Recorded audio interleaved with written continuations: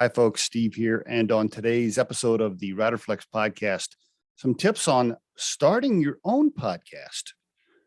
You know, we have lots of guests that come on the show. We, of course, deal with candidates and clients as a recruiting firm. So we're always talking to people, and most people know about our podcast. So I get that question a lot around, how to start a podcast, what to do, tips, etc. People will visit with me and they'll say, I'm going to start my own podcast.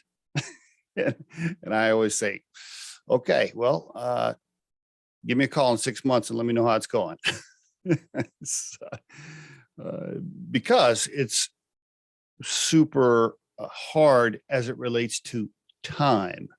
It's not, you don't have to be super smart. You don't have to, be a rocket scientist to do a podcast, right? So it's not hard as it relates to skill set, but it is hard as it relates to the time that's involved. It will take you a lot more time than you originally anticipate. Trust me. Most of the time, people stop working on the podcast because they just don't have time. Everybody's busy with lives, kids, children, jobs, hobbies, other hobbies you have, etc. Everybody sees a podcast. They'll even come on the Riderflex podcast and they'll think, "Oh, that's cool. I'm going to start my own podcast." And then they realize, like, "Oh, wow, shit, that takes a lot of time." It really does. I can't even tell you the amount of time that it will require for you to invest, nights, weekends, days off, etc. Especially if you have young children in sports or activities, or you have a big time hobby that you're interested in, like other things you do, right? Like, I don't know, maybe you snowboard all the time or whatever. You try to do a podcast, it's going to be really hard to find the time to do it. But here are some tips. I do want to provide some tips because I do get the question a lot. People always ask me for a few tips on getting started. I could probably list 100 things. I could probably write a book about it at this point because we've been doing it for so long. But I tried to write down my top 5 things that I would tell a stranger if they were asking me about starting a podcast. Here they are. Number 1, don't do it for the money. If you're starting a podcast because you think you're going to make money on it, don't do it. Okay. Chances of you making money on your podcast are so slim. It's almost like, I don't know, being a high school football player and making it to the NFL, or it's just, don't do it for the money. Okay. Here's why you should do a podcast, in my opinion. Probably a lot more reason than these 3, but I'll mention these. If you're going to do it, don't do it for the money. Do it for these reasons. Number 1, you want to help and give back to society because you're providing some sort of information. So you want it to be a give back, so to speak, or you want it to be for your legacy, right? Your personal legacy, to talk about or describe who you are, give your children and grandchildren and family members something to reflect on years and years and years from now. So something tied to your legacy would be a good reason to do a podcast. And then the third reason is marketing for your business.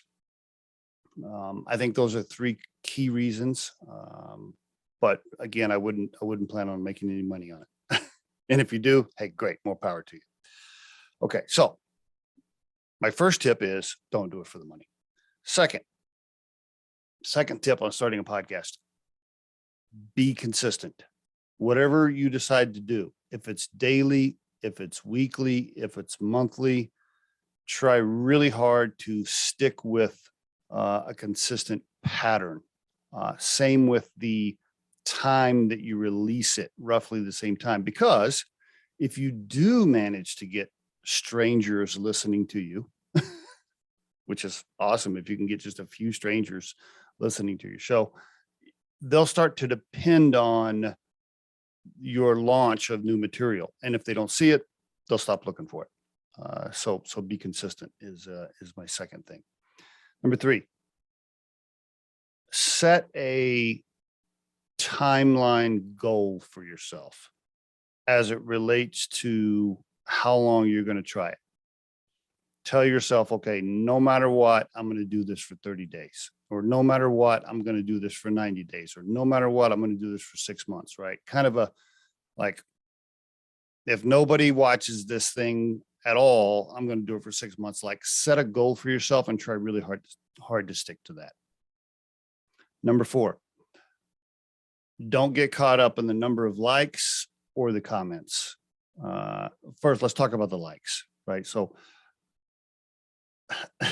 so many people, they put out material, they work really hard to put out material, right? And then they just don't get very many likes, or maybe they get some thumbs down, and so then their feelings are hurt, or they're bummed out, and then that causes them to lose energy and passion around it, and then they fade off.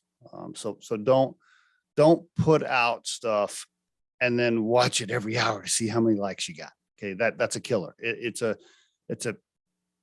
a mind game, and it'll affect the decisions you make around it. And so don't, and then as far as the comments go, if you actually do get traction on your podcast, which most people don't, but if you actually do, eventually you're going to get negative comments, right? Because the more popular you get, people are just, there's always haters out there. I mean, it's just human nature, man. I mean, you could put out a podcast saying the sky's blue, and somebody would probably be like, no, it's not, it's green.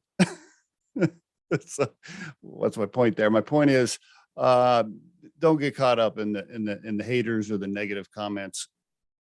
Hey, any press is good, right? Any marketing is good. The people that love your stuff and the people that hate your stuff. So don't get all wound up when people disagree with you, and don't be battling. I recommend you don't battle with people back and forth on comments and stuff. It's just not worth it. Number 5.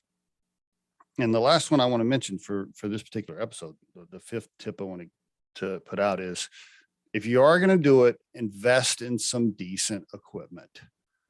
You don't have to spend a ton of money, but get some lighting, get a mic, get a decent camera. The reason is because if your setup, quote, your setup is pretty solid, you'll be more likely to record material. It'll encourage you, and it will excite you, so to speak, to want to record more material. So invest in some decent equipment if you're gonna do a show. And those are my 5 top tips. Again, I could do a lot more. By the way, feel free to ask me any questions. If anybody wants to drop any comments here, or drop me a private note on LinkedIn, I'm happy to always help aspiring podcasters as much as I can. Thanks a lot. Have a good day.